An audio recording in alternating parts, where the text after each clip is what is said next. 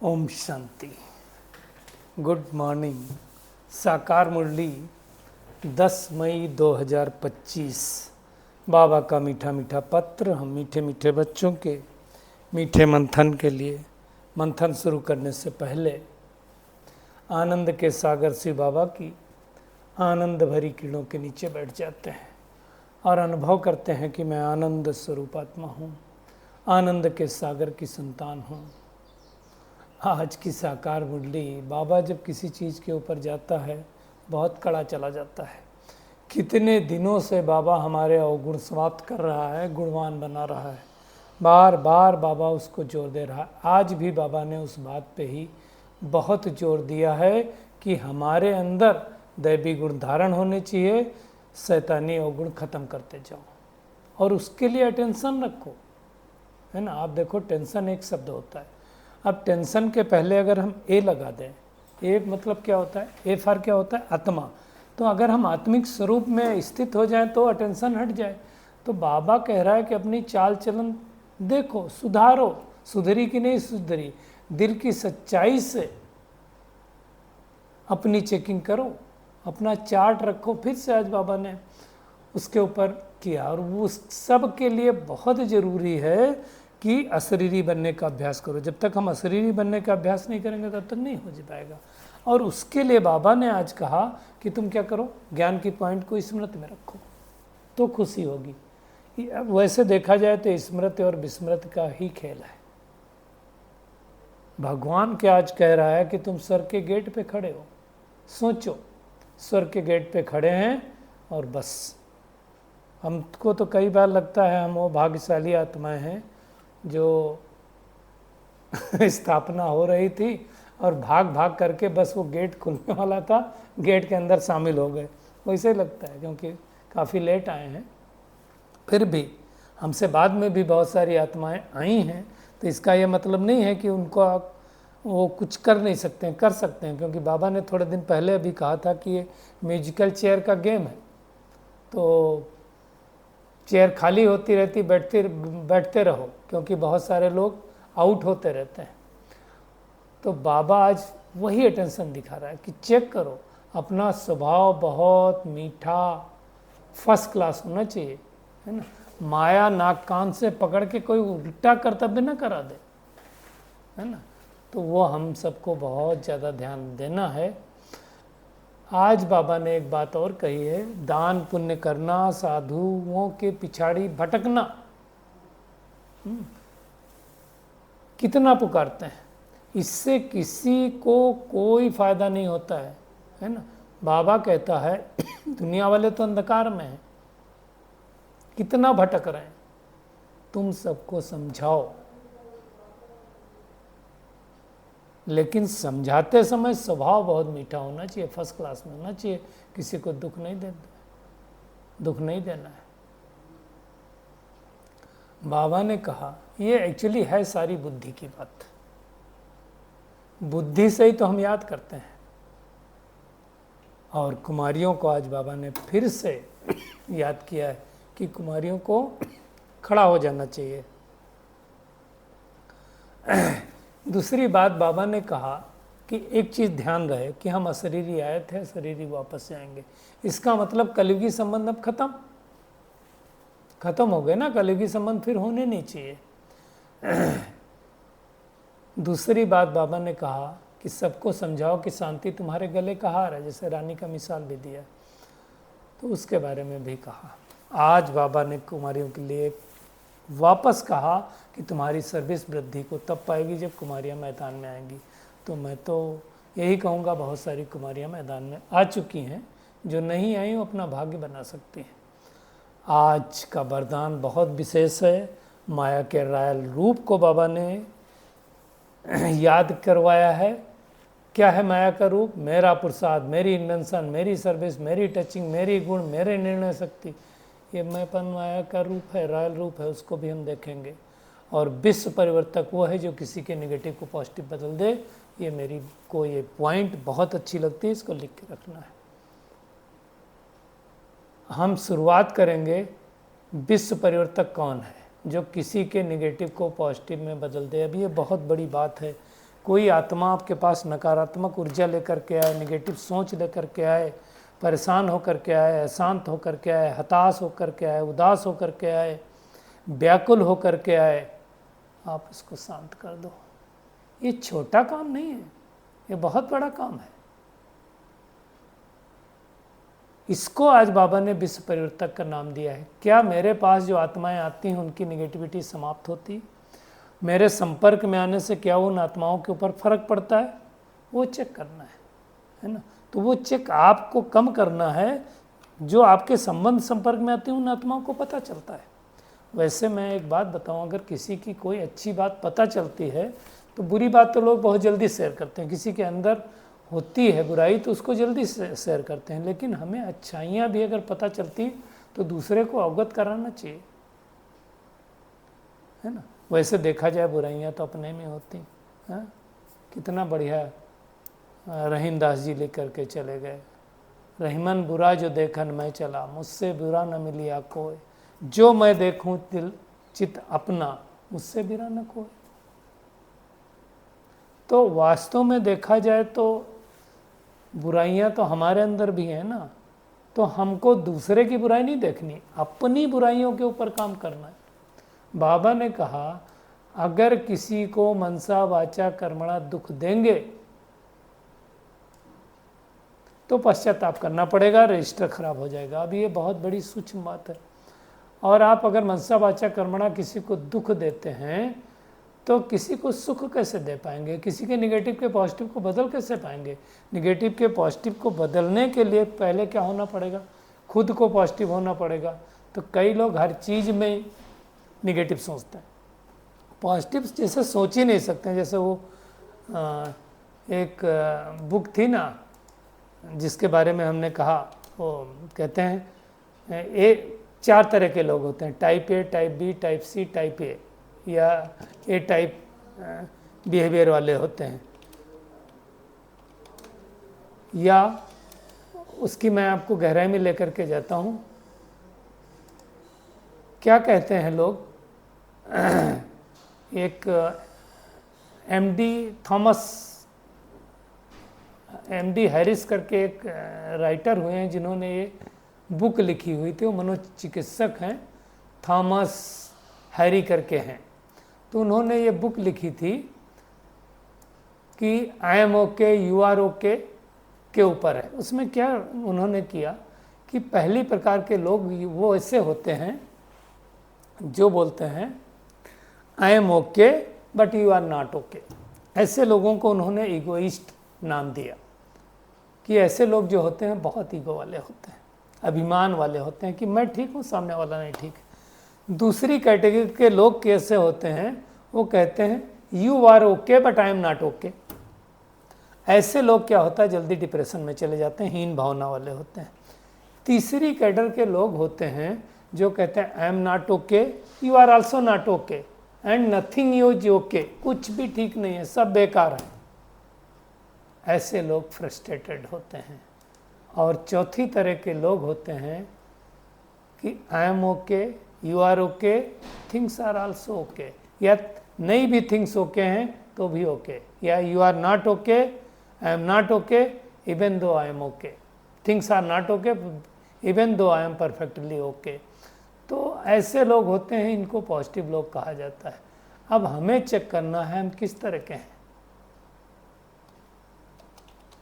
कौन से लोग हैं, ये चेक करना है। मैं ओके हूँ कि नहीं हूँ। बहुत बेस्ट बुक हुई, इंटरनेशनल ब्रांड में ये बहुत ज़्यादा सेल हुई। तो हम क्या हैं, हम ओके हैं कि नहीं ओके, किसी को दुख तो नहीं देते, चेक करना है। मनसा से भी, मनसा से मतलब किसी के बारे में नेगेटिव सोचना, ये भी दुख देना हुआ। अभी जैसे इस समय भारत और पाकिस्तान की है ठीक नहीं चल रही, तो कई लोग क्या करते हैं, वो आक्रोश मन ही मन क्रिएट करते हैं, और मन में क्रिएट करेंगे तो उसके वाइब्रेशन तो जाएंगे ही, और उस वाइब्रेशन का प्रभाव पड़ेगा। बाबा ने कहा ना, मनसा भी नहीं देना है, बाचा भी नहीं देना है। बाणी से भी हम दुख देते हैं लोगों को, किसी के प्रति कुछ नेगेटिव बोल दिया। और कर्मणा की तो बात ही नहीं है। और उसके लिए बाबा कहता अपना स्वभाव बहुत फर्स्ट क्लास रखो, मीठा रखो। ऐसा ना हो कि माया कोई ऐसा कर्तव्य करा दे और जिससे किसी को दुख मिले। नहीं, दुख देंगे तो बाबा ने कहा बहुत पश्चाताप करना पड़ेगा और रजिस्टर खराब हो जाएगा। तो हमें न दुख देना है न दुख लेना है। अब कई लोग फिर सोचते हैं दुख नहीं देंगे, दुख लेने में हम क्या करें, है ना? तो उस दुख को सुख में कैसे बदलना हो हमें देखना पड़ेगा। सामने वाली आत्मा बोल रही उस समय क्या थॉट क्रिएट करना। एक्चुअली सारा खेल तो थॉट का ही है। इसलिए बाबा ने कहा तुम क्या करो, ध्यान रखो कि मुझे दैवी गुण धारण करने। अब दैवी गुण धारण करने हैं तो शैतानी जो गुण होंगे, शैतानी अवगुण होंगे, उनको खत्म करना है ना। कोई भी शैतानी काम नहीं करना, क्योंकि इससे विकर्म बनता है। उस थोड़े दिन पहले बाबा ने कहा था ना, हर एक आत्मा 25-30 पाप कर्म रोज कर लेती है। 25-30 पाप कर्म करेंगे तो हम ठीक कैसे होंगे। तो भगवान आकर के हमें समझा रहा है, हमें अच्छी तरह से इसको समझ करके मेहनत करनी है, चेक करना है। बाबा ने कहा देखो सतयुग में तो कोई दुख होता नहीं, किसी प्रकार का भी दुख नहीं। यहाँ मान लो रुपया पैसा धन दौलत बहुत है, फिर भी सच्चा सुख तो नहीं। शरीर का रोग तो है ही, वहाँ किसी प्रकार का दुख नहीं होगा। लेकिन वैसा सुख पाने के लिए हमें क्या करना पड़ेगा, बुद्धि में रचता और रचना के आदि मध्यंत का ज्ञान रखना पड़ेगा। आज बाबा ने कहा जो वहाँ भक्ति है, जहाँ भक्ति है वहाँ है दुख। अब ये बात हम लोग ओपनली नहीं किसी को कह सकते हैं। देखो धक्के तो खाना पड़ता है, जाना पड़ता है भक्ति में, दुख तो उठाना ही पड़ता है। अब देखो ताकत नहीं है, चल नहीं पा रहे हैं, बेचारे जा रहे हैं, फिर गुस्सा भी आता है।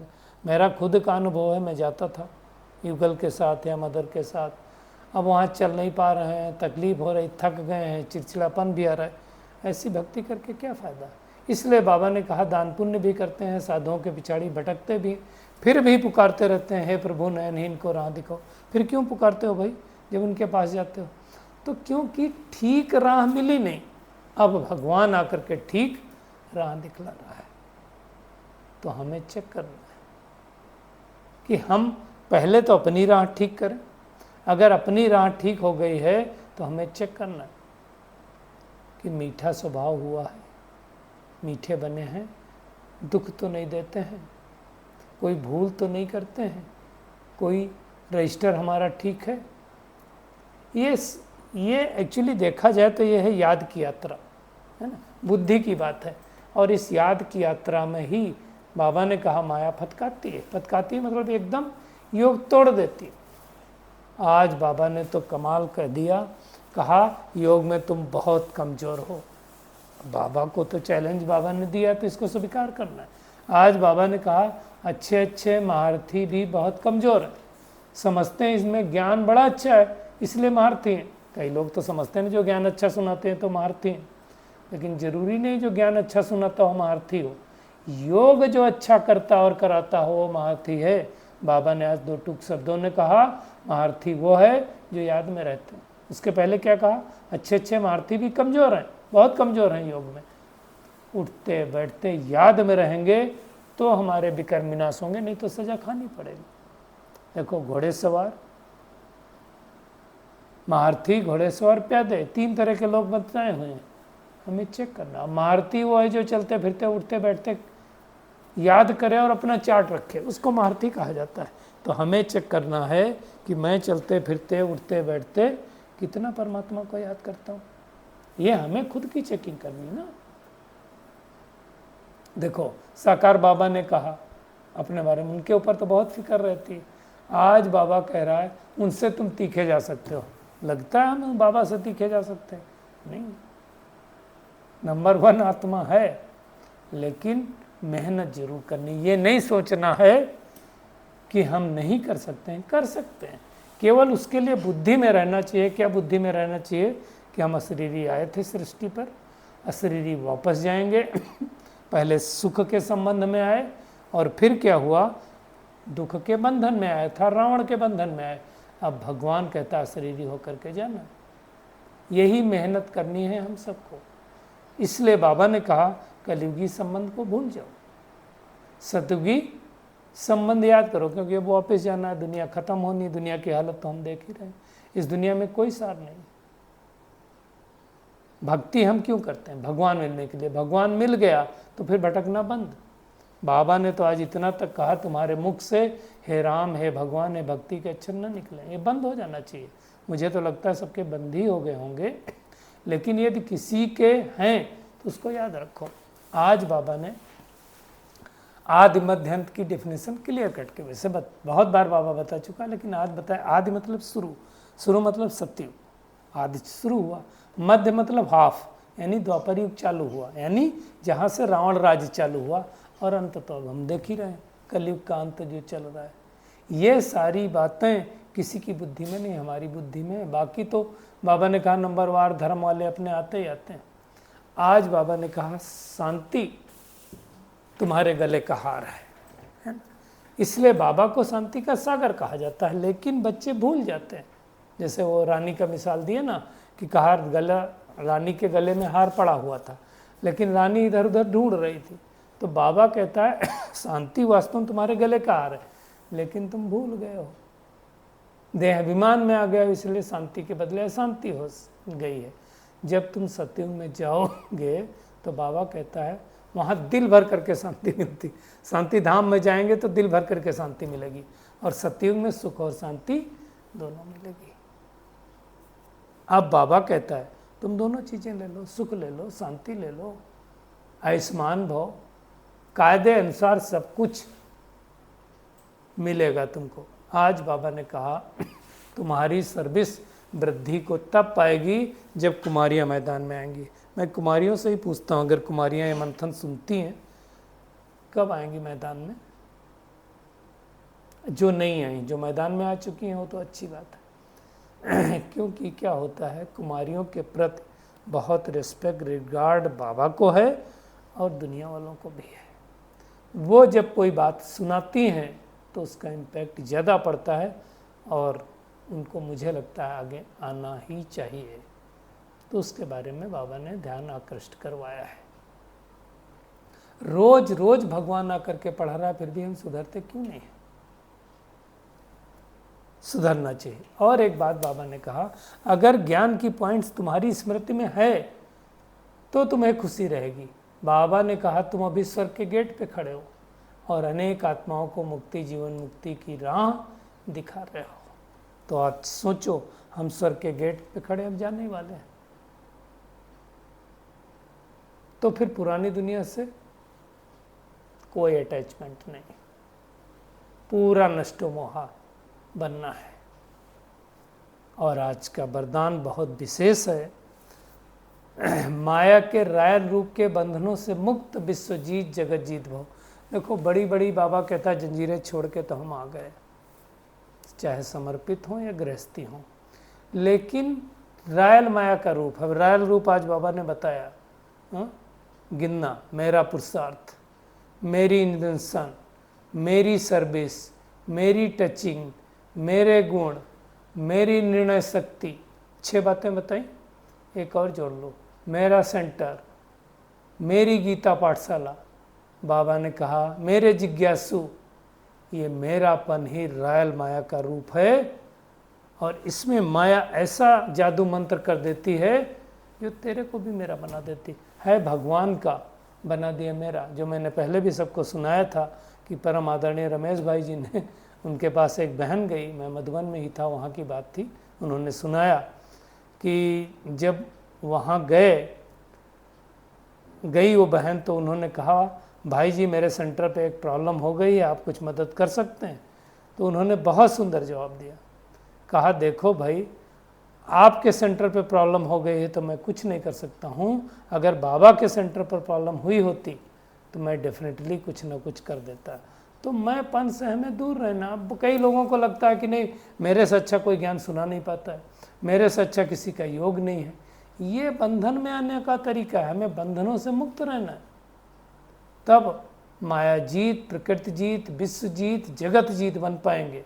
और उसके लिए आज फिर से बाबा ने अटेंशन खिंचवाया कि 1 सेकंड के अशरीरी भाव का अभ्यास करना है, कार्य में लगाना है।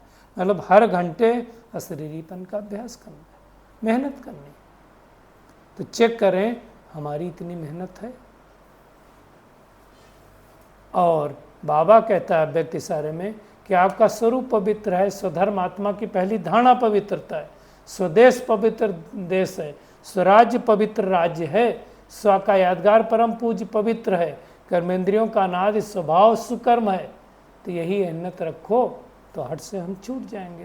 तो ये सारी हमको मेहनत करनी। अब ये मेहनत हो नहीं पाती ना, हमें विश्व परिवर्तक बनना है, खुद का परिवर्तन नहीं कर पाते हैं तो खुद विश्व का क्या परिवर्तन करेंगे। और उसके लिए हमें इसकी बार बार मेहनत करनी और खुद मिला करके नष्ट मोह बनना है। मोह हमारा नष्ट हुआ, कितना मोह चेक करो। हमारा स्वधर्म शांति का हुआ, पवित्रता का हुआ, वो चेक करो, तब जा करके हम शुद्ध बन सकते हैं। तो मुश्किल होगी, कितना हम खुशी में रहते हैं वो चेक करो। तो आज की पूरी मुरली में टेक होम यही है कि हमें अपनी ऊंची तकदीर बनाने के लिए हर घंटे अशरीरीपन का अभ्यास करना है। देखो सतयुग में तो खुशियाँ खुशियाँ, वहाँ कोई दुख नहीं होता किसी को। दूसरा क्या करना है, याद का चार्ट रखना है, शरीर का भान बिल्कुल भूल जाए, किसी का भी नाम रूप न याद आए, ये मेहनत करना है।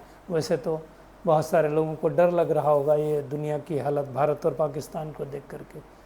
किस किस को डर लगता है थोड़ा शेयर करेंगे। अपने चाल चलन का चार्ट रखना है, कभी मनसा वाचा कर्मणा किसी को दुख नहीं देना है।